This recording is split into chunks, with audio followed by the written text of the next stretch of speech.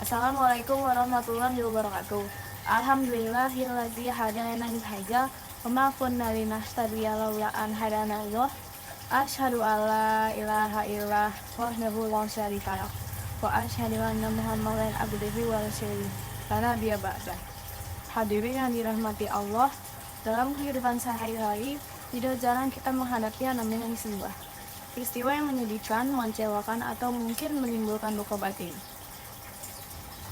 Musibah ini dapat berupa kehilangan orang yang tercinta, harta benda, mengalami bencana alam, kecelakaan, disakiti, dilukai, dan dipindah orang lain. Macam-macam musibah ini bisa kita alami dalam hidup ini. Atas berbagai musibah yang datang menerpa dalam hidup kita, maka kita harus meyakini bahwa semua bisa terjadi atas izin, sepengetahuan, dan kuasa Allah Subhanahu wa Ta'ala.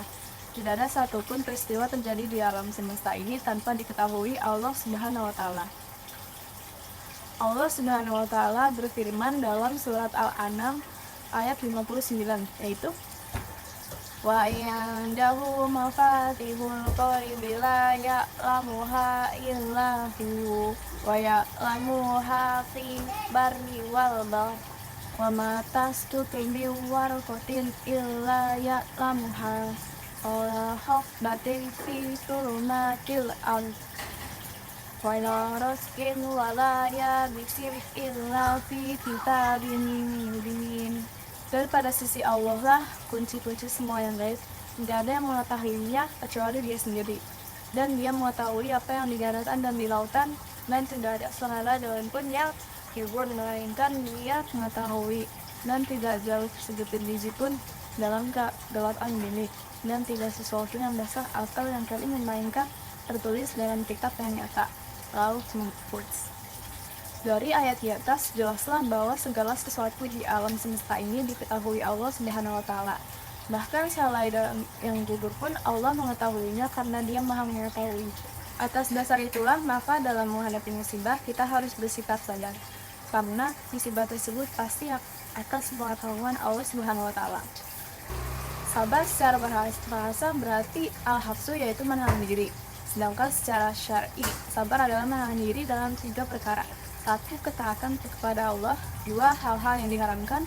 3. Takdir Allah yang dirasa pahit atau musibah. Saat mengalami musibah, Allah Subhanahu wa Ta'ala memerintahkan kita untuk menghadapinya dengan 2 hal, yaitu salat dan sabar. Dalam surat Al-Baqarah ayat 153, Allah Subhanahu wa Ta'ala berfirman, ya ayyuhalladzina amanu ista'iinu bis-sabri was-shalah innallaha ma'as-sabirin. Hai orang-orang yang beriman, jadikanlah sabar dan sholat sebagai penolongmu. Sesungguhnya Allah beserta orang-orang yang sabar. Jelaslah dalam ayat tersebut kita diperintahkan untuk sabar dan sholat. Bahkan disebutkan sabar dulu baru kemudian sholat. Bukan hanya saat mengalami musibah kita dituntut untuk sabar. Seperti dalam pengertian sabar secara syar'i yang saya sampaikan di atas, maka kita juga dituntut untuk sabar dalam ketaatan kepada Allah Subhanahu wa Ta'ala dalam hal-hal yang diharamkan. Mengapa terhadap 2 hal itu kita juga dituntut untuk sabar? Karena tidak mudah menjalaninya, bahkan bagi sebagian orang itu sangat berat. Taat kepada Allah Subhanahu wa Ta'ala dan menjauhi hal-hal yang diharamkan itu bukan perkara yang semudah membalik telapak tangan. Bagi orang-orang yang ingkar kepada Allah Subhanahu wa Ta'ala dan tidak ikhlas menjalani kehidupan itu sangatlah berat. Mengapa?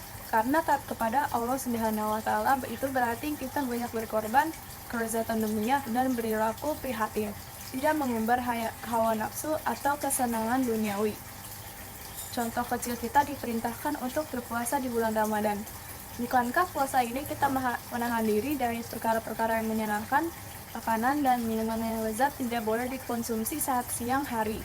Kemudian mengumbar syahwat juga dilarang. Padahal semuanya itu adalah perkara-perkara menyenangkan bagi kita manusia. Lalu bagaimana cara kita untuk bisa bersabar sesuai dengan pengertian syar'i tersebut? Saat mengalami musibah, maka kita dituntut untuk mengucapkan kalimat innalillahi wa inna ilaihi raji'un. Hadirin yang dirahmati Allah, demikian hukum singkat ini yang saya sampaikan. Mohon maaf atas segala kekurangan. Semoga kita semua digolongkan sebagai hamba-hambanya yang beriman dan bertakwa serta akan mendapat balasan kebaikan di dunia dan akhirat berupa jannah. Amin ya robbal alamin. Wassalamualaikum warahmatullahi wabarakatuh.